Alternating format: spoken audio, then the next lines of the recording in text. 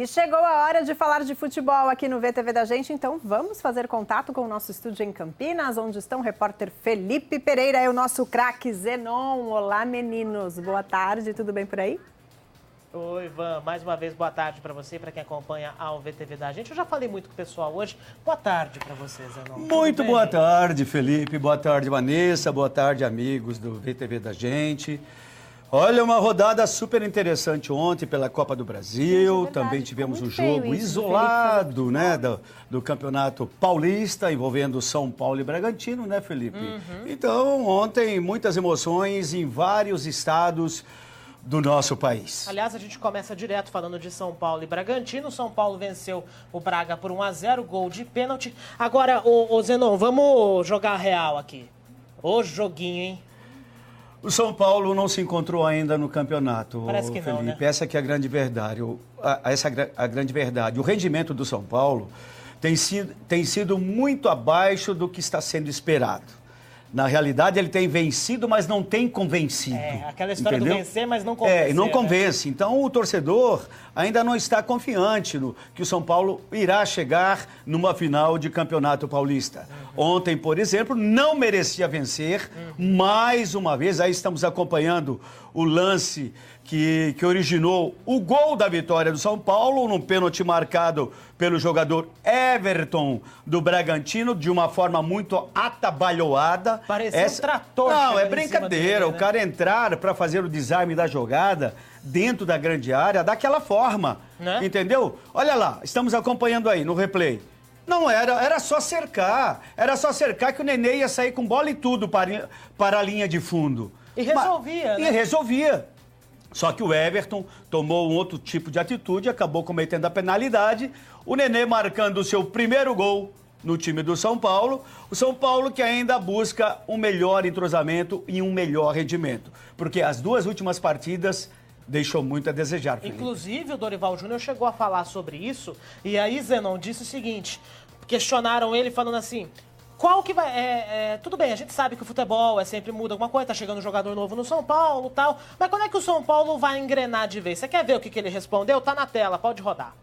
Olha com prazo, porque quando você tem um calendário como o nosso, você não tem nem como mensurar em que momento você terá a equipe realmente praticando um futebol com qualidade, recuperando para que 3 dias depois você esteja em campo com o mesmo nível de atuações.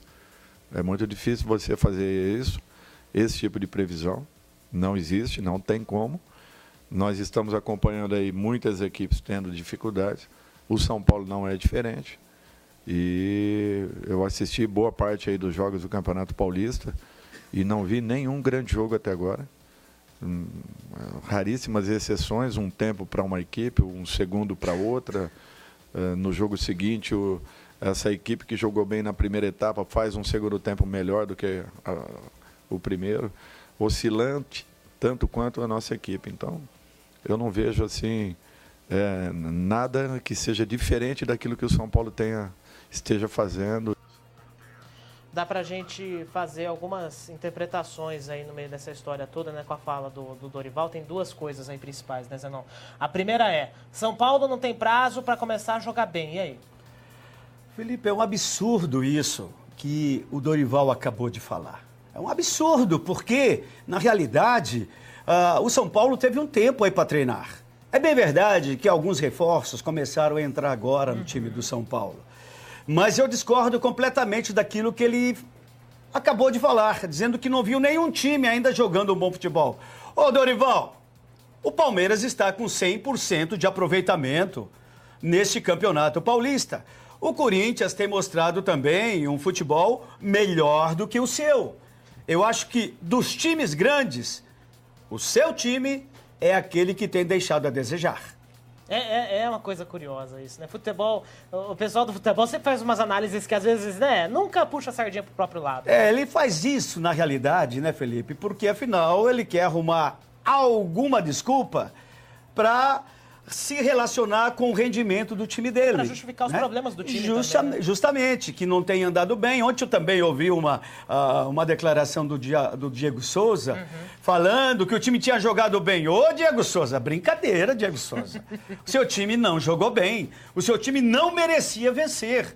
Né? Pelo contrário, o Bragantino, no segundo tempo, foi bem melhor que o seu time. Né? O Diego Souza, segundo o Diego Souza, eles fizeram uma partida muito boa. Diego Souza, eu não vi essa partida. A partida que eu vi foi bem diferente. Não é? Vamos falar dos... Aí tá vendo mais uma vez o gol do Nenê, né? Pro São Paulo 1, Bragantino 0. Jogo que, segundo o Zenon, deveria ter ficado no 0x0 mesmo, se bobear o Bragantino até ganhar. Não 0x0, né? Felipe. O Bragantino poderia ter feito 2, 3 gols. O São Paulo poderia ter feito 2, sim. Porque esse pênalti existiu e teve uma outra oportunidade. Mas o Bragantino não merecia sair derrotado dessa partida de ontem. Tá certo. Vamos falar sobre o Santos agora. Zé Larayan ainda continua a novela. Falaram que ia vir, anunciaram, depois desanunciaram. Parece que a diretoria do Tigre, lá do México, não vai liberar o jogador, pelo menos essa a promessa até agora. Zenon, o que significa isso na prática, né? O Santos perde com o Zé Larayan não vindo para cá? Olha, é um bom jogador e todo o reforço ele é bem-vindo, principalmente no elenco que nem tem o Santos no momento, que precisa de reforços. O Santos é um time que ainda não teve uma boa produtividade dentro do Campeonato Paulista. Isso quer dizer o quê? Que ele está precisando de reforços, porque afinal ele perdeu 2 dos seus principais jogadores do ano passado, que foi o Lucas Lima e o Gabigol. Contratou o Gabigol. Contratou o Gabigol. Que foi uma boa. Isso. Que foi uma boa e eu não sei o porquê que o Jair Ventura não colocou o Gabigol para jogar contra o Palmeiras. Sabendo que o time dele ficou fraco depois da saída do Ricardo Oliveira. Então não deu para entender muito bem. Então o Santos ainda não está apresentando também um grande futebol, essa que é a grande verdade. Então todo o reforço seria bem-vindo. Agora, eu acho que eles tinham que fazer todos os esforços para a contratação desse jogador que está lá no México. Zé Larayan. Bom, vamos falar do Palmeiras então. Palmeiras 100%, né? Como o Zenon já tinha até falado, dado a letra aí pro Dorival Júnior, técnico do São Paulo. O Palmeiras é tão 100% que até no jogo treino vence. Venceu o São Bernardo por 1x0. E aí, o Zenon, dá pra gente entender, começar a entender melhor algumas coisas. O Roger Machado, a gente já tava até comentando isso aqui na segunda-feira, tem aquela dor de cabeça boa de montar a equipe, né? É isso aí, Felipe. Por quê? Porque o Roger Machado, ele tem 2, 3 jogadores para cada posição. E jogadores especialistas e com qualidade. Então, quando ele faz as trocas, principalmente no segundo tempo, entram aqueles jogadores que deveriam estar jogando. Olha bem como é que é o problema no Palmeiras. Eu não sei como é que ele vai administrar a questão da vaidade desses jogadores. Porque esses jogadores que estão na reserva hoje do Palmeiras seriam titulares em qualquer outro clube do futebol brasileiro. Exatamente, o Roger tem então é problema. Um problema, eu diria, gostoso, porque afinal ele tem hoje dentro do seu elenco grandes atletas que poderiam sair jogando no time dele. E você sabe que parece que a gente está lendo os seus pensamentos, né, Zenon? Porque o Roger Machado vai falar justamente sobre essa questão aqui agora no VTV da gente. Na tela, pode rodar.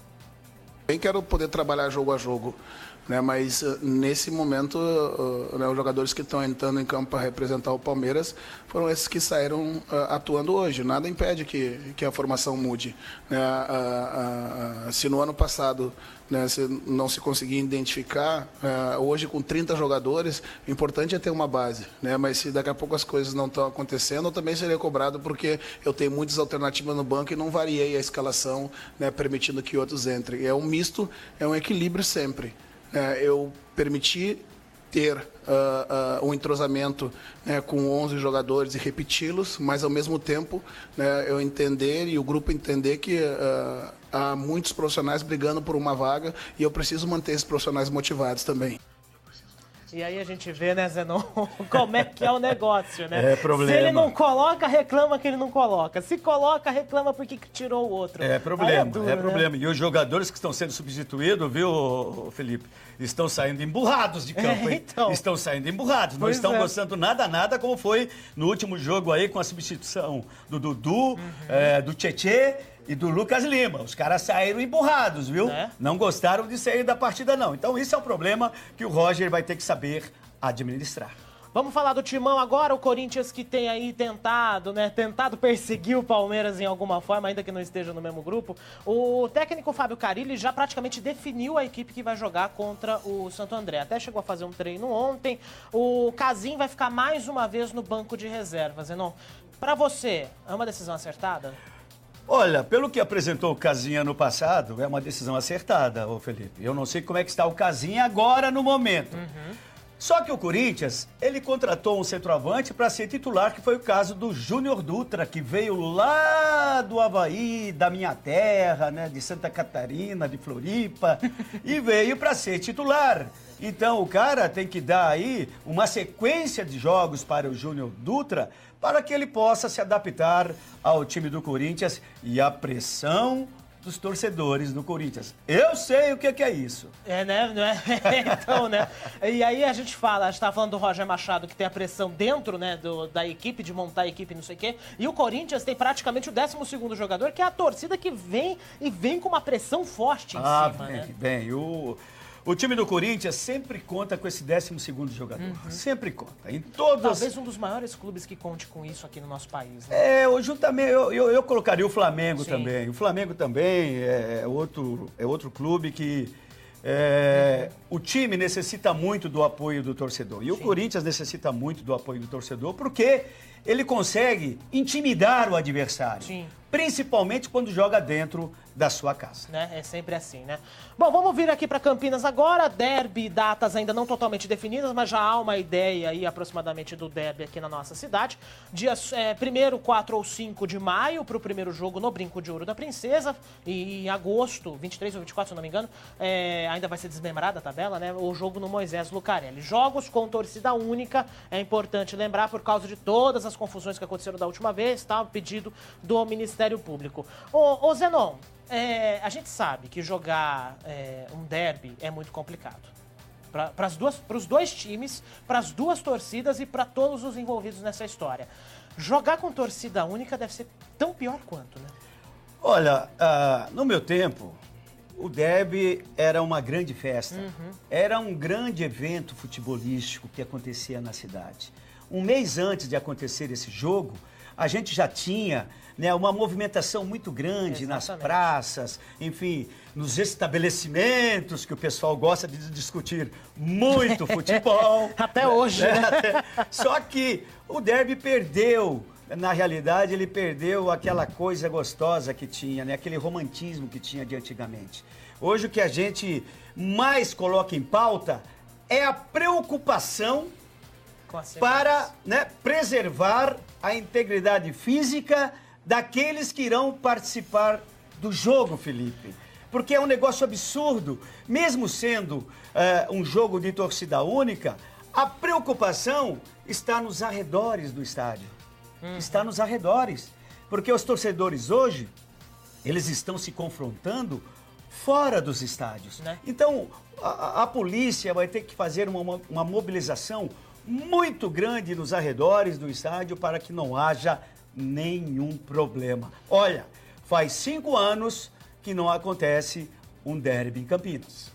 Vamos acompanhar muito bem este primeiro jogo. Pior que o pessoal é capaz de vir no sangue, né? No sangue quente por conta disso, né? 5 anos, os dois times na Série B, e aí vai embora, né? Bom, é o seguinte, gente, nós estamos encerrando a nossa participação hoje aqui no futebol, mas, ô Zenon, eu fiquei sabendo que você vai passar o carnaval fazendo um skindô em outras bandas, em outras praias por aí. Eu estou indo lá para aquele lugar maravilhoso que é o Gonzaga, lá em Santos, né? Eu estava vendo já ali no início do programa a paisagem onde eu irei ficar e estou feliz da vida. Então eu ficarei 4 dias descansando na cidade de Santos, lá na praia do Gonzaga, viu, Felipe? Tem a câmerazinha aí, Léo? Se puder pôr cá, aí, ó, tá aí, ó. Olha que maravilha. Olha que espetáculo. Onde eu estarei? Saindo daqui do programa, já pegarei a esposa e estarei indo para esse lugar lindo, maravilhoso que é Santos. Que inveja, hein? E eu vou pegar o ônibus pra ir pra casa. Olha que beleza, né? O máximo que eu vou viajar no carnaval é viajar na maionese. Zenon, segunda-feira o Zenon tá ao vivo em Estarei Santos. lá com meu amigo Pajete. Marco Pajete. Grande Pajete, que deve estar feliz com o seu Palmeiras. Ah, com certeza, né? Enquanto isso, Zenon, tem alguém que tava rindo agora há pouco Ah, aqui. é? Que vai estar de folga, Zenon. Mas de novo, essa dama de vermelho, ela é impossível. Ela vai de novo para as ilhas gregas? Pois é, quem me dera, Zenon. Não, vou ficar por aqui também. Seja bem-vindo a Santos. A gente te espera aqui, hein? Um diazinho só de folga, Zenon. Só segunda-feira de carnaval, né? Merecido. Mas vem pra cá, aproveita a praia. Sei. Obrigada, meninos, pela participação Tchau, gente, mais uma até vez. segunda. Um beijo pra vocês e bom carnaval, Zenon. Não rasga a fantasia não, hein?